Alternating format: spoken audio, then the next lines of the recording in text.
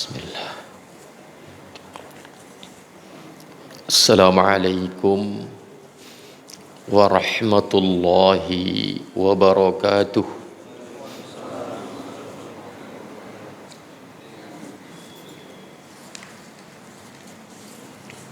Innal hamdalillah nahmaduhu wa nasta'inuhu wa nastaghfiruh wa na'udzu billahi min syururi anfusina wa min sayyiati a'malina may yahdihillahu fala mudilla lahu wa may yudlil فلا هادي له أشهد أن لا إله إلا الله وحده لا شريك له وأشهد أن محمدا عبده ورسوله اللهم صل وسلم على محمد وعلى آله وأصحابه ومن تبعهم بإحسان إلى يوم الدين أما بعد فإن أصدق الحديث كتاب الله وخير الهدي هدي محمد صلى الله عليه وسلم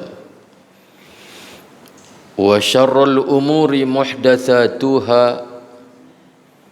وكل محدثة بدعة وكل بدعة ضلالة وكل ضلالة في النار. Saudara-saudaraku, para bapak, para ibu, hadirin hadirat, ikhwatal iman, hafizakumullah wa ra'akum. Alhamdulillah, kita panjatkan puji syukur kehadirat Allah Subhanahu wa taala atas segala nikmat yang telah Allah karuniakan kepada kita semua. Selanjutnya, salawat dan salam kita mohonkan kepada Allah Subhanahu wa taala agar senantiasa dilimpahkan dan dicurahkan kepada junjungan kita Rasulullah Nabi Muhammad sallallahu alaihi wasallam beserta keluarga beliau, para sahabat beliau dan orang-orang yang mengikuti mereka dengan baik sampai hari kiamat nanti.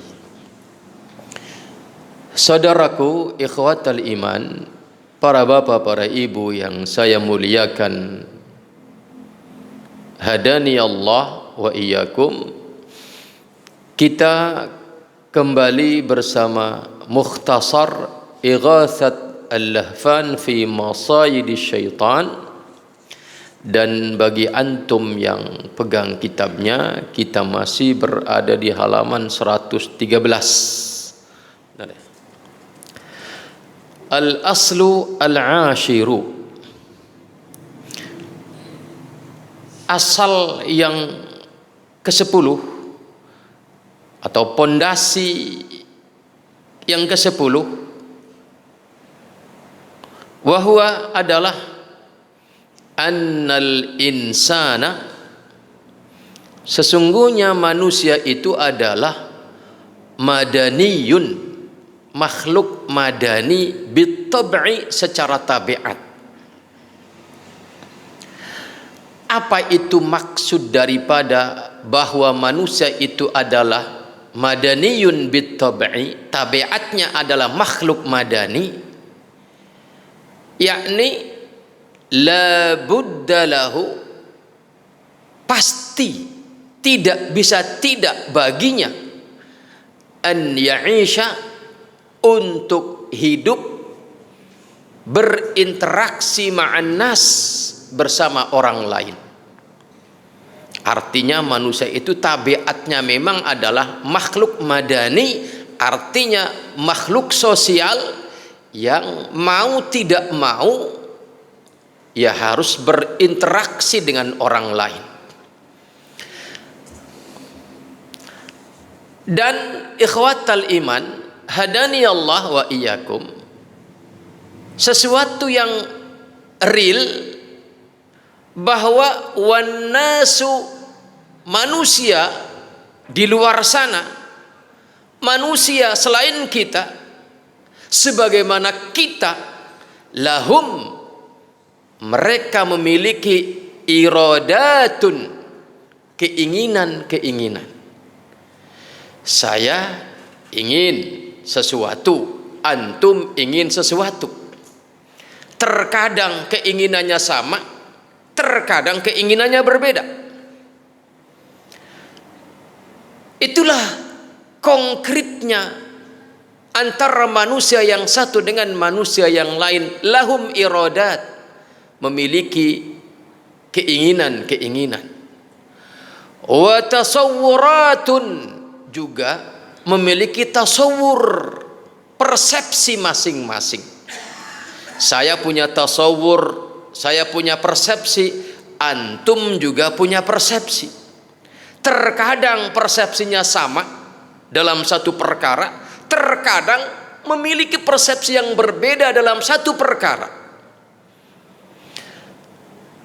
Juga wa'tiqadatun, memiliki keyakinan-keyakinan.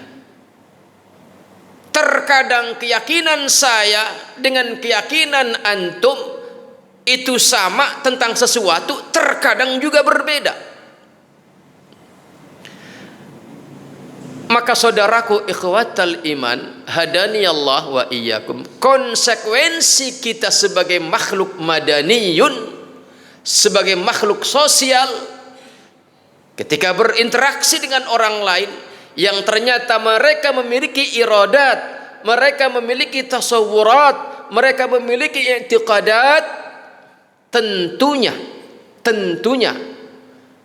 ketika berinteraksi tidaklah mengupayakan sebuah interaksi yang intensif kecuali fayatlubuna minhu an yuwafiqahum 'alaiha, kecuali karena mereka berharap kita akan bisa dikondisikan untuk memiliki iradat yang sama dengan mereka, memiliki tasawurat yang sama dengan mereka, memiliki i'tiqad yang sama dengan mereka.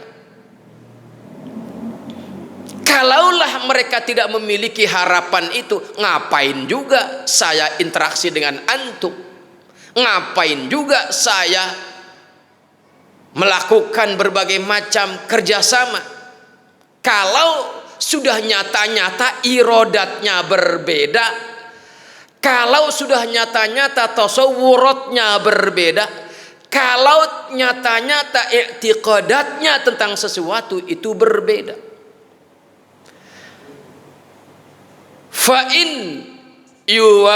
illam yuwafiqhum, dan terkadang atau seringnya apabila kita sudah melakukan pendekatan, kita sudah melakukan pendekatan untuk menyamakan iradat, untuk menyamakan tasawurat, untuk menyamakan i'tiqadat, kemudian dia tidak sesuai dengan apa yang kita harapkan, biasanya ada sesuatu yang mengganjal. Fa illam yuwafiqhum adauhu wa adzabuhu, ada sesuatu yang mengganjal yang akan menyakitkan siapapun yang tersakiti,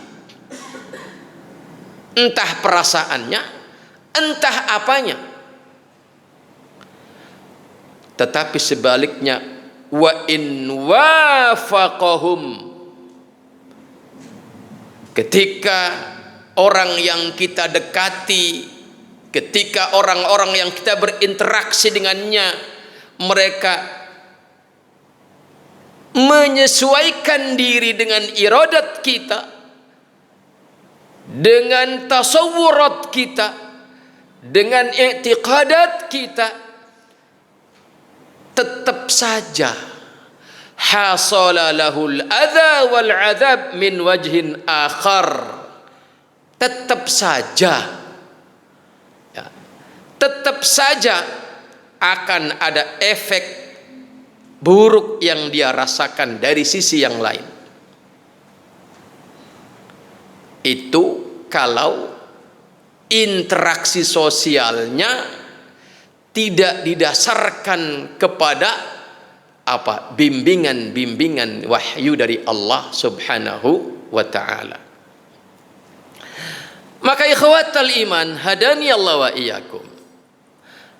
Kata beliau, fala budda lahu minan nasi wa mukhalatatuhum. Maka fala budda, maka tidak bisa tidak bagi seseorang itu untuk berinteraksi, wa mukhalatatuhum, dan berbaur dengan mereka. Wala yanfakku an muwafaqatihim au mukhalafatihim. Ketika berbaur dengan orang lain, maka kemungkinannya imma al-muwafaqah, bersesuaian dengan mereka dalam iradat, dalam tasawurat, dalam i'tiqadat, wa imma mukhalafatuhum, atau konsekuensi yang muncul adalah menyelisihi, berbeda dengan iradat mereka, berbeda dengan tasawurat mereka, berbeda dengan i'tiqadat mereka. Itulah dua kemungkinan, itulah satu di antara dua kemungkinan akibat kita berinteraksi sosial dengan orang lain. Akibat kita berinteraksi sosial dengan orang lain, boleh jadi orang itu sesuai dengan kita, atau boleh jadi orang itu sebaliknya dengan kita. Yang manapun yang terjadi,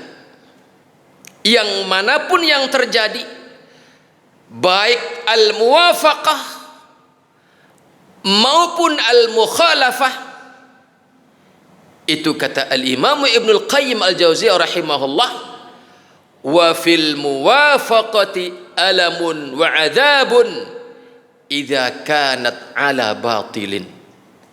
Kalau kita sesuai dengan mereka saat kita berinteraksi sosial dengan mereka, yang ternyata interaksi sosial yang kita bangun bersama mereka itu dibangun di atas kebatilan, maka ini adalah akan melahirkan alamun wa adzabun, rasa sakit dan azab akibat interaksi sosial itu dibangun di atas kebatilan.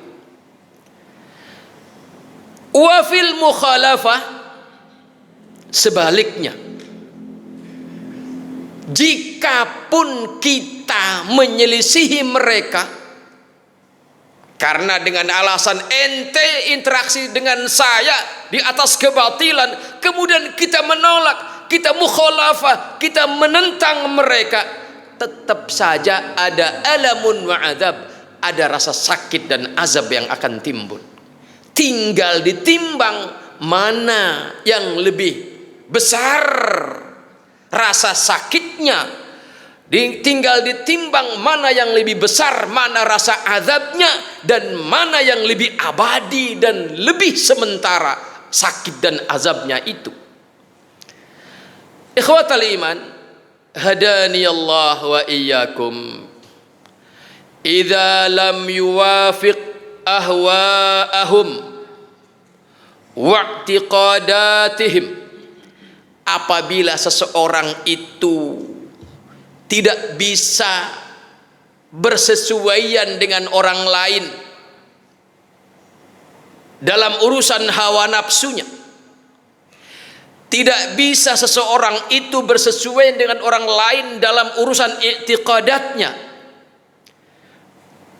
maka wala raiba, tidak diragukan lagi, anna alamal mukhalafati, tidak ragu lagi sesungguhnya rasa sakit yang timbul akibat kita menentang mereka, akibat kita menyelisihi mereka, fi batilihim, lantaran kebatilan yang mereka bangun di dalam interaksi dengan kita, maka rasa sakit yang timbul itu ashalu, lebih mudah, wa aisaru, dan lebih ringan, minal alam, ketimbang rasa sakit al murattab yang timbul fi muwafaqatihim, rasa sakit yang timbul akibat kita menuruti, menyesuaikan dengan kebatilan mereka. Saudaraku ikhwatal iman, hadani Allah wa iyyakum. Ini kaidah kita di dalam menjalani kehidupan sosial. Kita terkadang diajak oleh kawan-kawan kita membuat kelompok ini, kelompok itu, membuat grup ini, grup itu. Maka setelah kita lihat bahwasanya kelompok ini, kelompok itu, grup ini, grup itu, kita pastikan dulu ini kemana arahnya. Kalau kemudian oh iya dilihat arahnya adalah kepada al-haq, kita lihat pendukungnya, memungkinkan tidak, personilnya mengerti tidak bahwasanya al-haq itu yang mana, al-batil itu yang mana. Ini langkah kedua. Saudaraku ikhwatal iman, karena apa? Karena yang manapun yang kita pilih, apakah kita akan bersama mereka ataukah kita akan memisahkan diri dari mereka, itu pasti ada rasa-rasa sakit yang timbul. Paling tidak kalau kita memisahkan diri dari mereka, kita akan ada rasa sakit, digunjing oleh mereka, disudutkan oleh mereka. Maka ikhwatal iman, hadani Allah wa iyyakum, kalau ternyata mereka di atas al-batil, walaupun boleh jadi secara platform mereka berada menuju kepada al-haq, tetapi personilnya nggak mumpuni, personilnya nggak mumpuni untuk menuju kepada al-haq, kemudian kita mundur, tidak mau bergabung, maka pasti kita akan digunjing, pasti kita akan disudutkan. Tetapi ketahuilah bahwasannya kita al-muwafaqah di atas kebatilan atau al-mukhalafah, memisahkan diri dari kebatilan yang mereka akan munculkan, baik dari tujuannya nyata-nyata batil atau karena personilnya tidak mengerti bagaimana menegakkan al-haq, kemudian kita mundur, maka rasa sakit yang timbul akibat kita menghindar dari mereka itu lebih ringan daripada rasa sakit yang akan timbul akibat kita bersama mereka di atas kebatilan itu. Karena al-haq itu tidak cukup hanya dengan klaim semata. Tetapi al-haq itu setelah kita klaim bahwa tujuan kita adalah al-haq, maka buktikan dengan personilnya. Adakah di situ ahli yang membimbingnya? Kalau tidak ada dan kemudian saya tidak mampu, karena saya juga selevel dengan mereka tingkat pemahamannya, maka waspadalah. Jangan-jangan itu hanya tujuan saja, sementara langkah-langkah menuju al-haq itu dia tidak mengerti. Ini sama saja jalan menuju kebatilan, dan kita kemudian memisahkan diri, pasti ada rasa sakit. Tetapi rasa sakit yang muncul akibat kita tidak muwafaqah dengan mereka itu lebih ringan daripada rasa sakit akibat kita rasa sakit akibat kita mukhalafah, ya, afwan. Rasa sakit akibat kita mukhalafah dengan mereka, menyelisih mereka, itu lebih ringan daripada rasa sakit yang akan timbul akibat kita muwafaqah bersama mereka di atas kebatilan. Ikhwatal iman, hadani Allah wa iyyakum. Ada sebuah hadis yang dikeluarkan oleh Al-Imam Abu Dawud, juga dikeluarkan oleh Al-Imam An-Nasa'i, juga dikeluarkan oleh Al-Imam Ahmad dan Al-Imam Ibnu Majah, dan hadis ini dikatakan sahih oleh Syekh Al-Albani rahimahullah, dari Abdullah ibn Amr radhiyallahu anhu. Beliau berkata, kata Abdullah ibn Amr, bainama nahnu haula Rasulillah sallallahu alaihi wasallam, tatkala kami riungan di sisi Rasulullah sallallahu alaihi wasallam, id dzakaral fitnah, tiba-tiba kemudian Rasul berbicara tentang al-fitnah. Ikhwatal iman, hadani Allah wa iyyakum. Kata Abdullah ibn Amr radhiyallahu anhu, tiba-tiba Rasul berbicara tentang al-fitnah. Kemudian Rasul bersabda, kata Rasul, idza ra'aitumun nasa qad marajat uhuduhum wa khaffat amanatuhum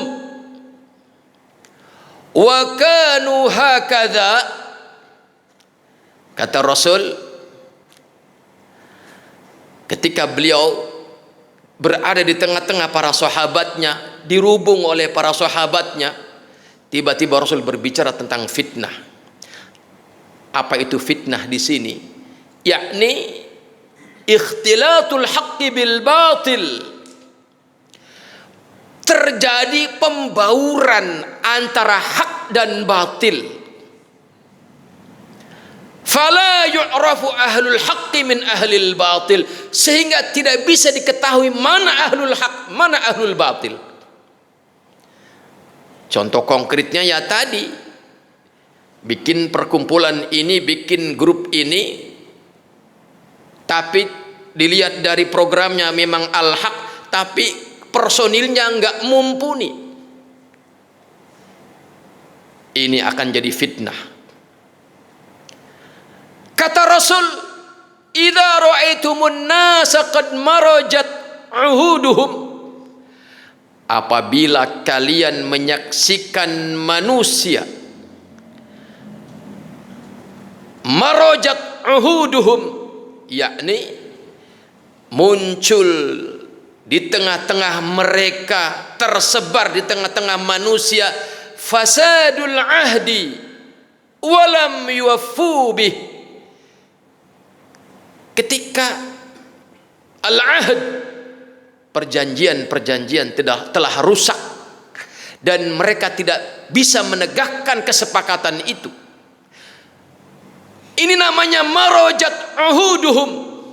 Mereka bersepakat untuk menegakkan al-haq, tetapi lantaran tidak adanya personil yang mumpuni, sehingga mereka tidak bisa memenuhi itu. Dan kemudian kata Rasul, wa khaffat amanatuhum, dan telah sedikit di antara mereka yang bisa menegakkan amanat. Ini fitnah, dan boleh jadi zaman kita lah sudah mulai muncul keadaan semacam itu. Marajat uhuduhum, betapa banyak orang bersepakat untuk menggapai kepada al-haq, tetapi mereka tidak bisa melaksanakannya. Dan betapa banyak di antara manusia hari ini sedikit amanatnya, sedikit kemampuan menegakkan amanah. Maka kata Rasul, wa kanu hakadha wa syabbaka baina asabi'ihi, dan adalah manusia itu seperti ini. Rasul kemudian melipatkan, menganyam kedua jari-jari tangannya, jari-jari kedua tangannya. Ya.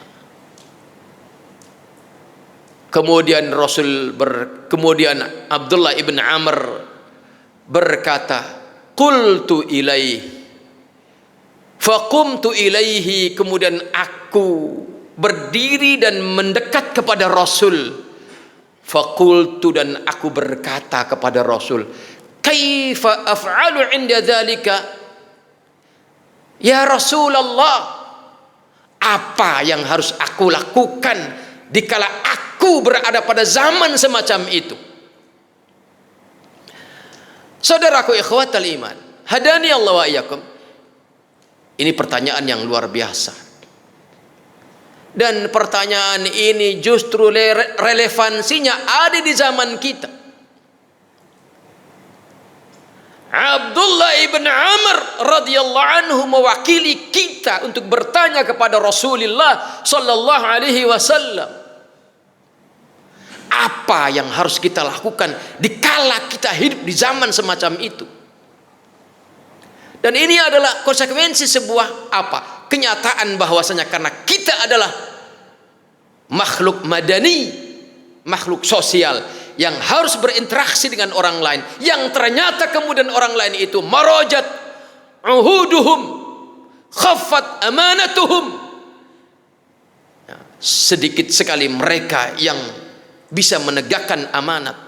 Jangankan di terminal, jangankan di jalan, jangankan di pasar, bahkan pun di masjid, bahkan pun di pesantren, bahkan pun di lembaga-lembaga yang mestinya dia adalah benteng moral agama, marajat uhuduhum wa khaffat amanatuhum. Dan kita rasakan itu hari ini. Maka apa kata Rasul ketika ditanya oleh sahabatnya yang mulia ini, bagaimana yang harus aku lakukan ketika aku ada di zaman semacam itu? Qala, maka Rasul menjawab, jika situasi sosial sudah semacam itu, kata Rasul, ilzam baitaka, menetaplah di rumahmu. Kalaupun kamu harus keluar hanya sebatas untuk kebutuhan-kebutuhan yang urgensinya sangat-sangat proporsional, sangat-sangat prioritas. Ilzam baitaka, kata Rasulullah sallallahu alaihi wasallam, wa amlik alaika lisanaka, dan jaga lisanmu. Wa khudh bima ta'rifu, ambil yang kamu tahu itu sebagai al-haq. Wada', dan tinggalkan matungkir, dan tinggalkan apa yang kamu lihat itu sebagai kemungkaran. Wa 'alaika bi amri khassati nafsika, dan wajib atasmu untuk memperhatikan urusan yang khusus, urusan dirimu. Wada'anka amral 'ammah, dan tinggalkan olehmu urusan orang banyak yang kamu tidak bisa melakukan ingkarul mungkar. Saudaraku ikhwatal iman, hadani Allah wa iyyakum, ketika saya mencoba menelusuri Apa komentar para ulama terhadap hadis yang mulia ini? Mereka mengatakan bahwasannya hadis ini, ketika Rasul mengatakan ilzam baitaka aykun fi baitika aktsaru awqatika fala takhruj illa li hajatin wa amlik 'alaika lisanak ay wala tatakallam fi ma yahulun nas wa yanshur fihim hatta yatrukuka wa sya'naka. Kuasai lisanmu, maksudnya adalah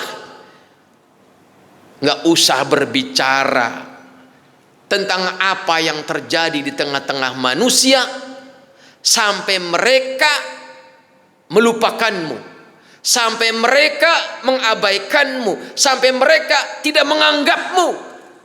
Ini kata para ulama, hadza kulluhu yuhmalu, dibawa pemahamannya ala anna man ajiza, kepada orang yang tidak mampu ketika berinteraksi sosial dengan orang lain, terjadi kemungkaran di depan mata, dia tidak bisa mengajak orang lain untuk membawa kepada yang ma'ruf, memerintah kepada yang ma'ruf, atau dia tidak mampu mencegah kemungkaran itu, tidak dengan tangan, tidak dengan lisan, atau dia tipe orang yang akan terseret kepada kebatilan akibat berinteraksi sosial dengan orang lain itu.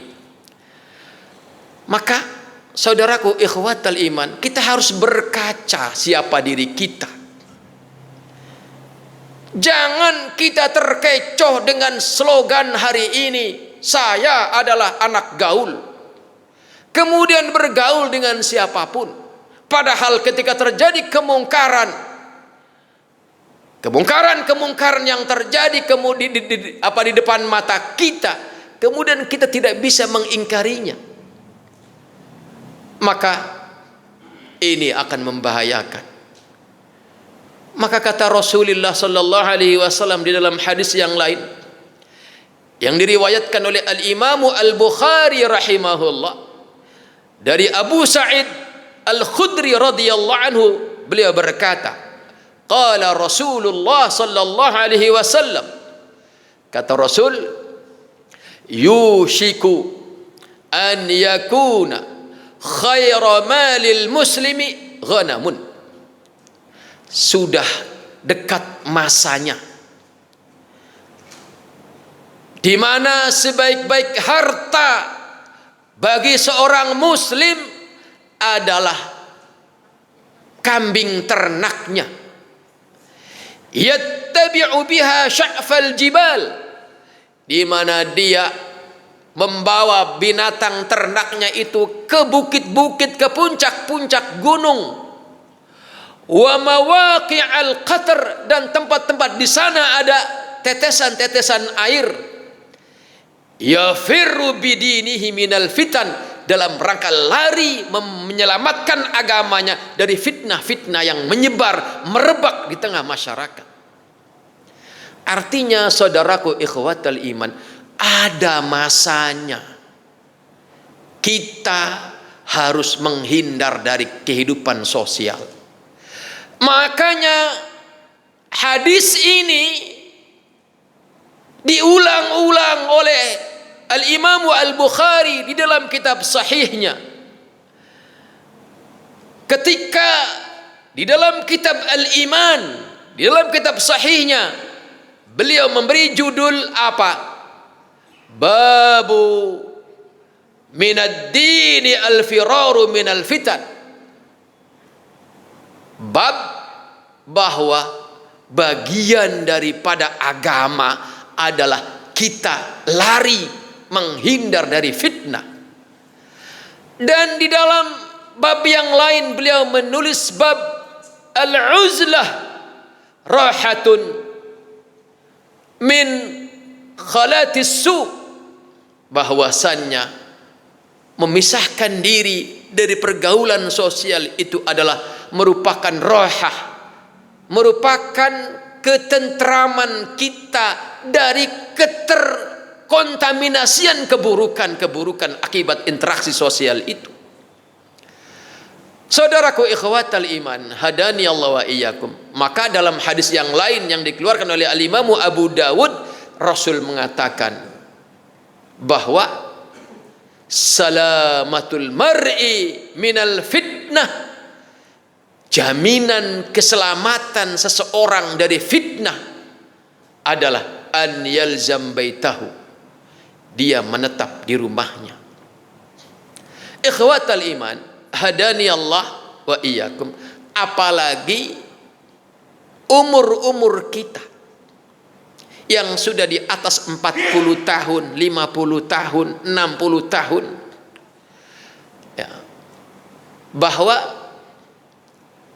kiamat itu sudah dekat. Kiamat kubro kita tidak tahu. Kiamat kubro kita tidak bisa mendeteksi kapan persis kedatangannya. Tetapi kiamat sughra, kiamat kecil, kiamat atas pribadi-pribadi kita bisa menebaknya. Diukur dengan apa? Pertama, kata Nabi, a'maru ummati, usia umatku mabaina sittina wa sab'ina sana, antara 60 sampai 70 tahun. Sedikit sekali yang melampaui itu. Kita ukur umur kita hari ini berapa. Kemudian didukung oleh kenyataan rekam medis kita seperti apa. Maka ketika kita sudah mendapati data bahwasanya umur kita sudah 40 tahun, umur kita sudah 50 tahun, sedangkan rata-rata umat Nabi Muhammad itu adalah 60 sampai 70, berarti sudah dekat banget. Walaupun boleh jadi secara medis kita itu luar biasa sehatnya, tapi kenyataannya betapa banyak orang yang begitu nampak sehat secara fisik, kemudian dia mati mendadak. Artinya kiamat kecil berupa kiamat atas personal, orang per orang, itu sesungguhnya sudah sangat dekat. Maka mana persiapan kita untuk menyongsong kehidupan akhirat yang abadi itu? Mana persiapan kita untuk membawa bekal sebanyak-banyaknya untuk menjalani kehidupan di akhirat nanti? Dan bekal itu salah satunya adalah apa? Al-firaru minal fitan, lari dari fitnah. Dan fitnah itu muncul di antaranya apa? Akibat kita interaksi sosial dengan orang lain, yang kemudian interaksi sosial itu dibangun di atas kebatilan, yang mana kehidupan sosial itu dibangun atas kebatilan. Imma tujuannya nyata-nyata batil, imma ada kalanya tujuannya al-haq yang dia gariskan, yang dia tetapkan, tetapi personilnya tidak mencukupi. Yang manapun itu, maka waspadalah, itu adalah fitnah yang akan mengancam keselamatan kita. Maka kata Al-Imam Ibnul Qayyim, biarlah kita sakit hari ini akibat kita menyelisihi kebatilan mereka. Biarlah kita sakit hari ini akibat kita mukhalafah dengan mereka, tidak setuju dengan mereka atas kebatilan yang mereka programkan, yang mereka canangkan. Biarlah kita sakit hari ini karena sakit yang muncul akibat kita mukhalafah dengan mereka itu ashalu wa aisaru, lebih mudah, lebih ringan ketimbang sakit yang akan muncul akibat kita muwafaqah, bersepakat dengan mereka di atas kebatilan. Saudaraku ikhwatal iman, hadani Allah wa iyyakum. Dan ini kata Al-Imam Ibnul Qayyim, la raiba, tidak diragukan lagi. Selanjutnya, al-aslu al-hadiya ashar, yang ke-11, annal bala'a alladhi yusibul abda fillah, bahwa sesungguhnya bencana yang menimpa seorang hamba yang mana bala itu muncul akibat kita berjalan di atas agama Allah. Ikhwatal iman,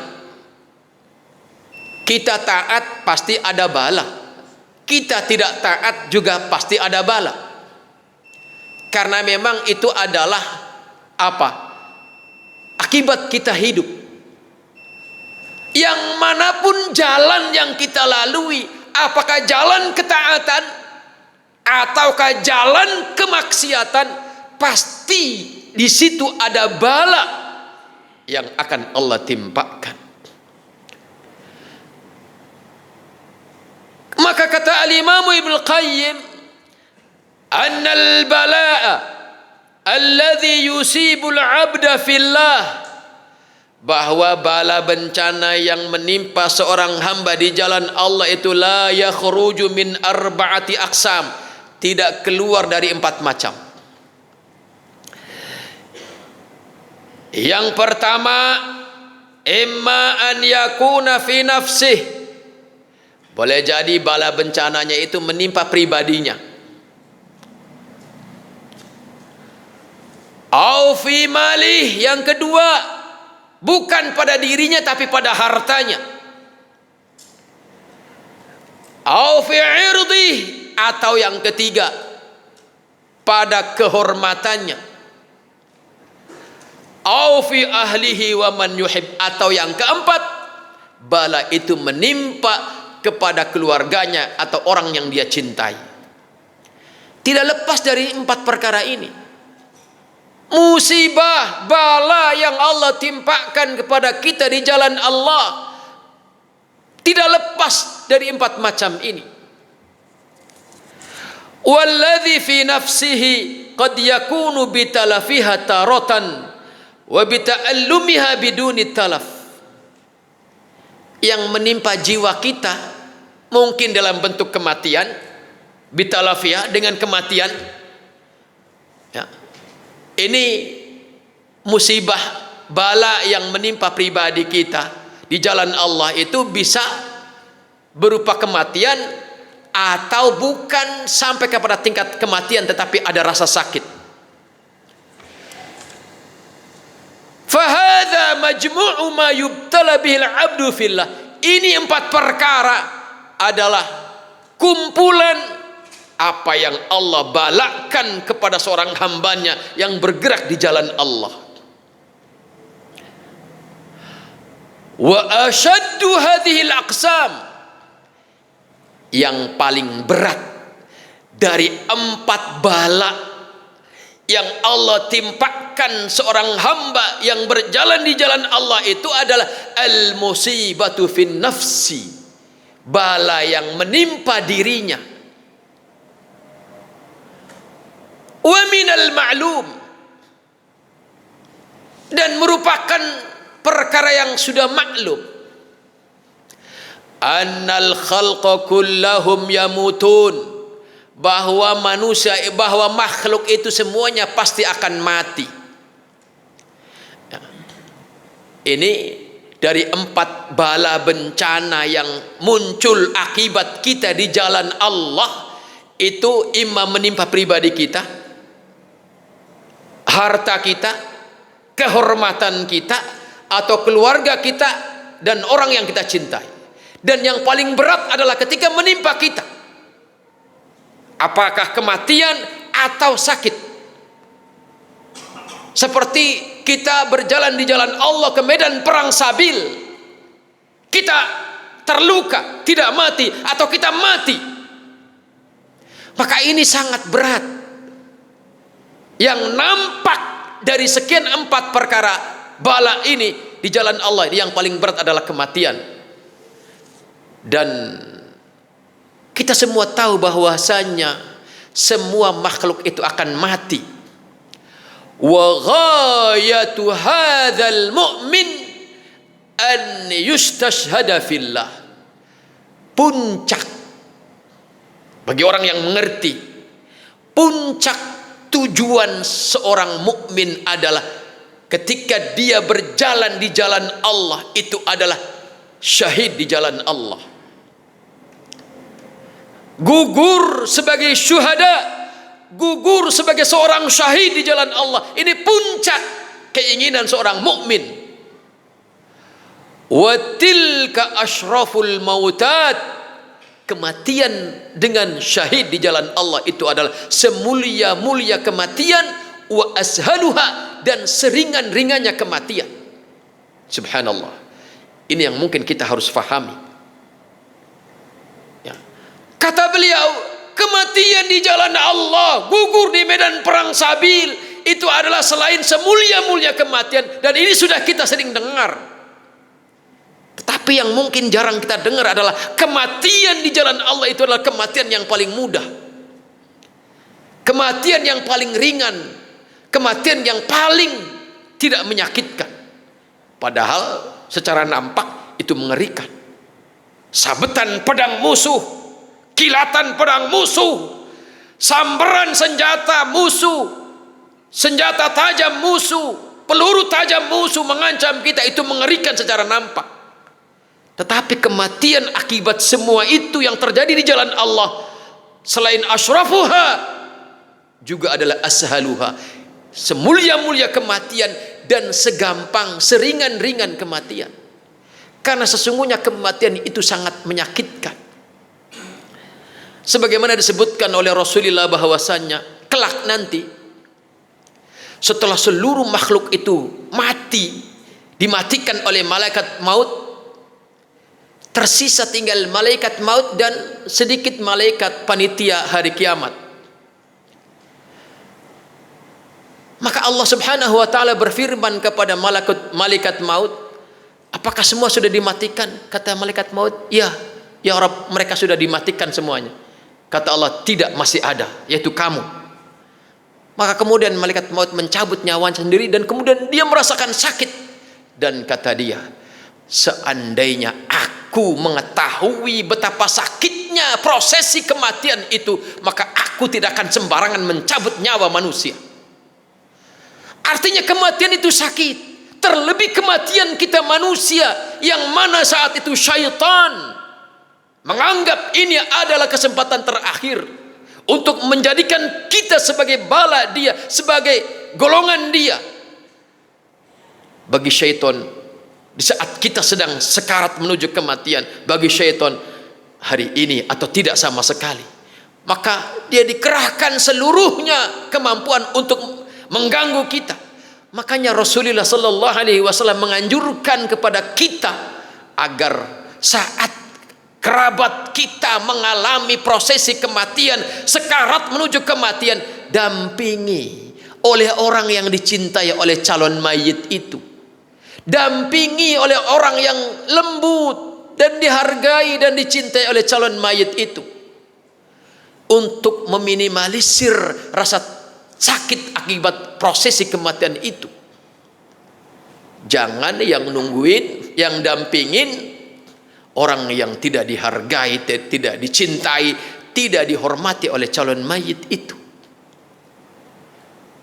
Ikhwatal iman, itulah kematian, sangat-sangat menyakitkan, sampai-sampai malaikat maut sendiri mengatakan seperti itu.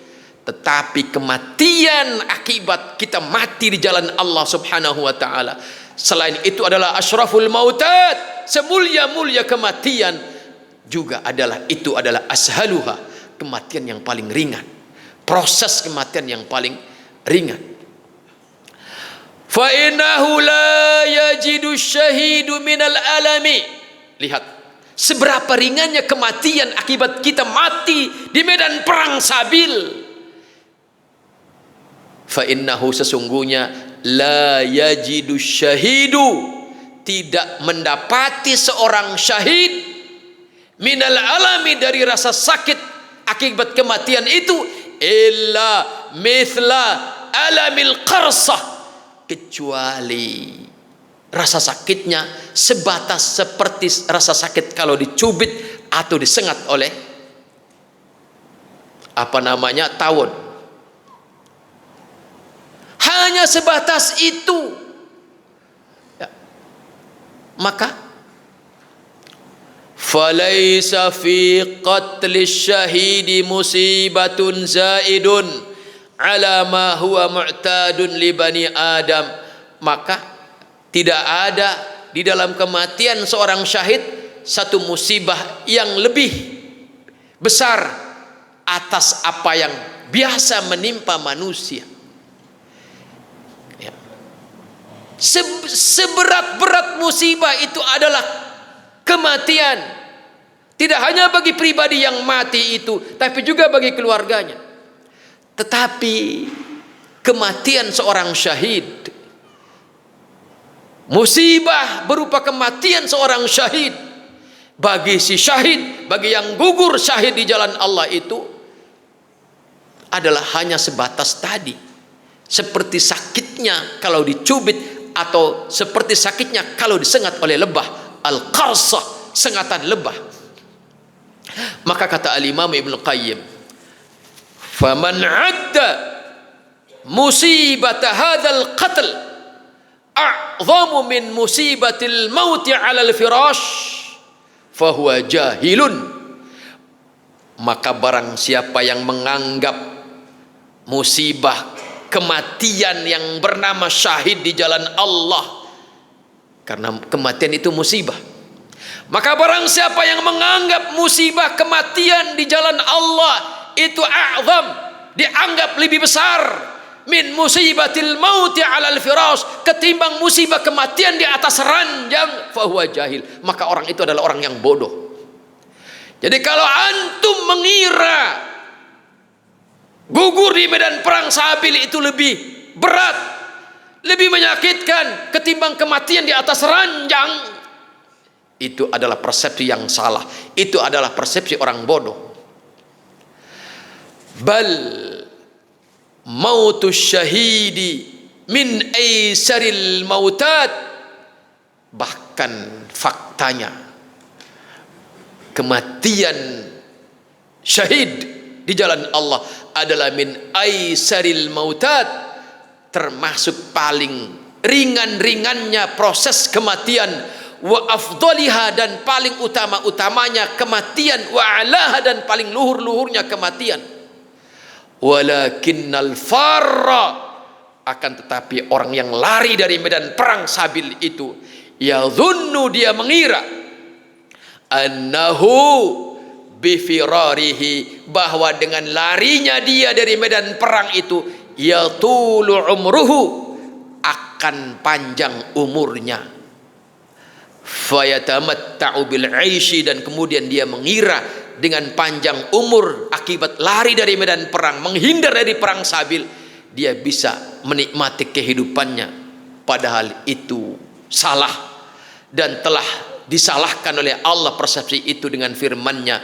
Kata Allah, qul lan yanfa'akumul firaru, katakan olehmu wahai Muhammad, katakan kepada orang-orang di sekelilingmu dari kalangan orang-orang munafik, lan yanfa'akumul firar, tidak akan pernah memberi manfaat kepada kalian larinya kalian dari medan perang ini.